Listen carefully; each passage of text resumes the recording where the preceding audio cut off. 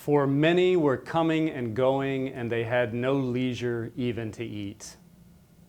I hate it when the Bible sounds less like a history book and more like a description of life as we know it. 1 in 5 American workers regularly skips lunch. Experts today say that skipping meals or eating on the run is detrimental to your health. The Bible is less judgmental. It just records that reality. The only judgment is what's implicit in Jesus telling his returning disciples to get some rest. The disciples are returning from their mission trip to cast out demons and bring healing for the sick. Like most people who return from mission trips, they're full of stories about everything they've witnessed and accomplished. But Jesus' first concern is that they get a nap and a proper meal.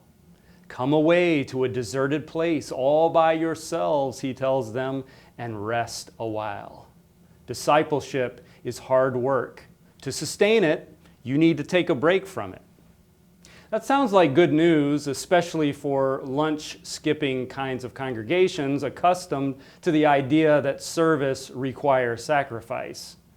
I wonder how many people watching this skipped lunch this week, ate while checking email, or gobbled down a sandwich in the car while talking on the cell phone. You know who you are.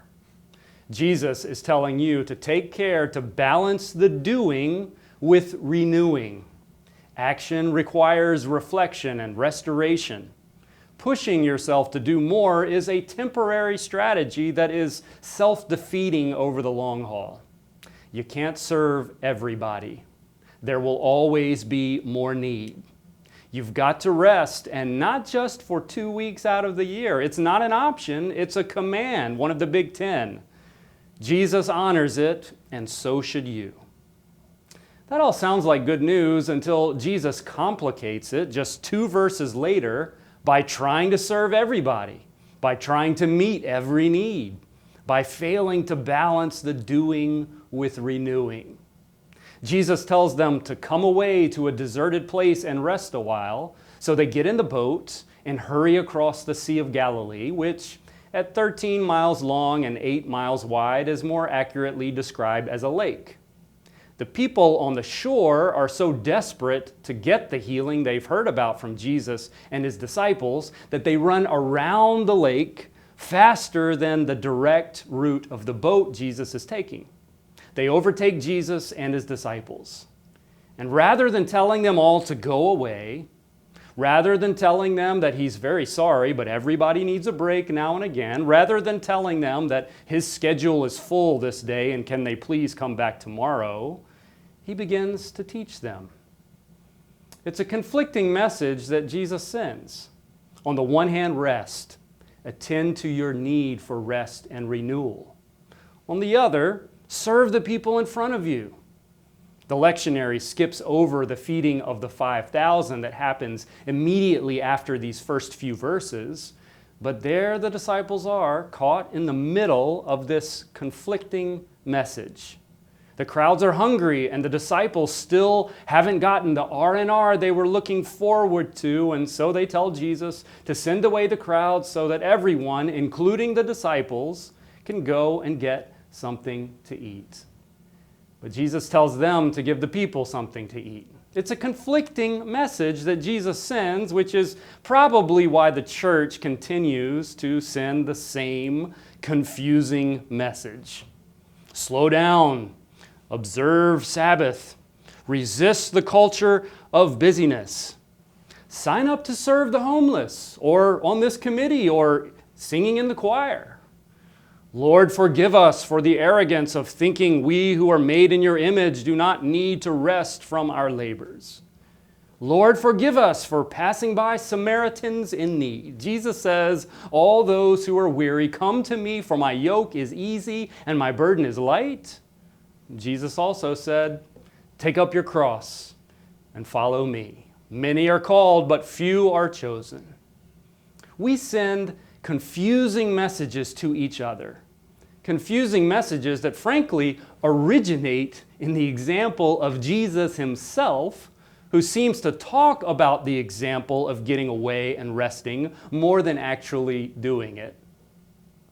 The problem with Jesus, the thing that throws off this balance between work and renewal, is his compassion. That is what keeps him from observing the kind of rest that he prescribes. As he went ashore, he saw a great crowd, the text says, and he had compassion for them because they were like sheep without a shepherd. Now, we tend to think of compassion as a synonym for pity, but the word really means with suffering. And those two definitions of the same word are vastly different.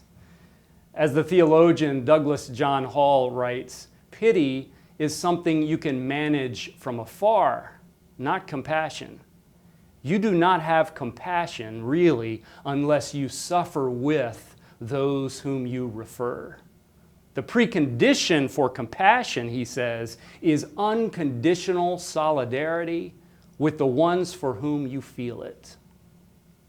The Greek word is even better than the English, splagchnizomai, which comes from the word that means the inward parts, the guts, what the King James Version often referred to as the bowels, making for some really interesting English translations. The Greeks thought that these inward parts represented the seat of the more violent passions, such as anger and even love. But the Hebrews referred to them as the seat of the tender affections, such as kindness, benevolence, and compassion.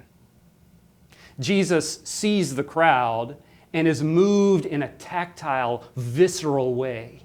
He feels for the people in his gut. And for anyone who knows anything about the God of the Bible, this is part of the very nature of God, the divine pathos, as Abraham Heschel named it. To the prophet, Heschel wrote, God does not reveal God's self in an abstract absoluteness, but in a personal and intimate relation to the world. God does not simply command and expect obedience. God is also moved and affected by what happens in the world. God is concerned about the world and shares its fate. Indeed, this is the essence of God's moral nature, God's willingness to be intimately involved in the history of human beings. That's the problem with Jesus. His compassion overrides his concern for himself. His compassion drives him to give more than what is good for his own well-being.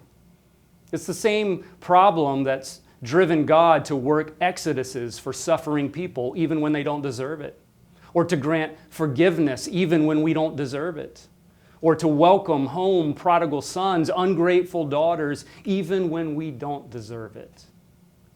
And when we follow a God like that, it is tempting to conclude that we should ignore Jesus' admonitions to go away and rest a while.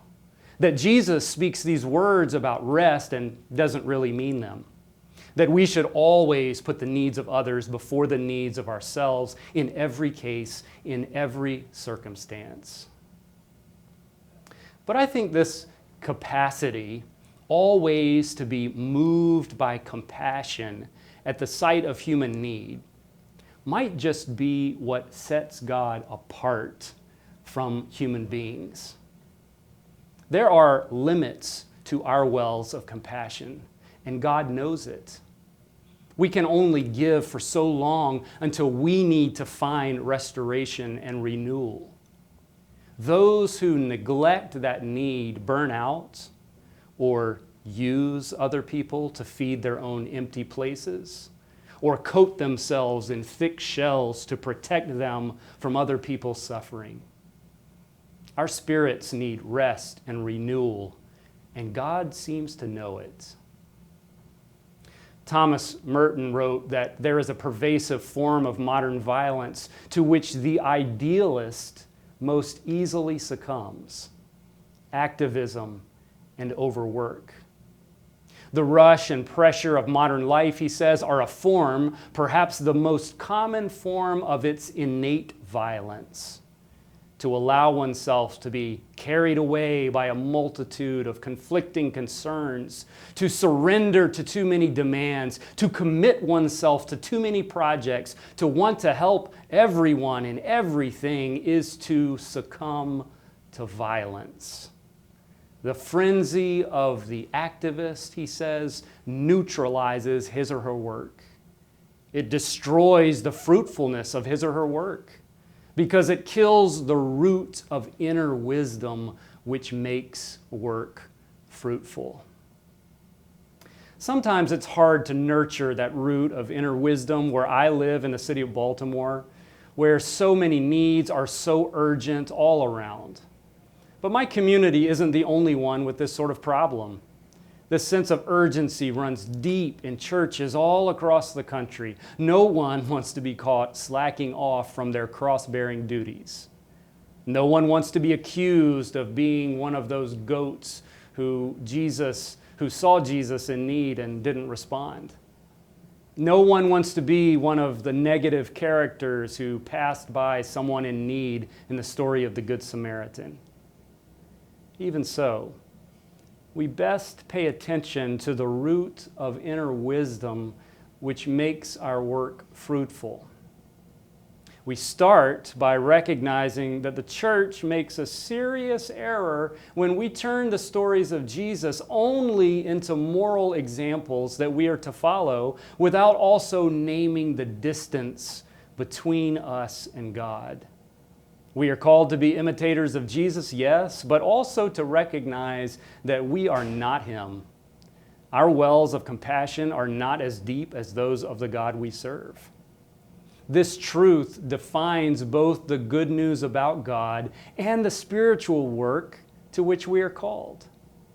Jesus seems to know that the best way for disciples like us to deepen our compassion, our ability to share in the suffering of others, and become the kinds of healing that God calls and nurtures for this broken world, is to take time for renewal and reflection, to meditate on the abundance of God's grace, which leads to a deepening of our own, to cultivate space, to breathe in God's grace just as surely as we breathe it out. Life requires both types of breathing. So does faith.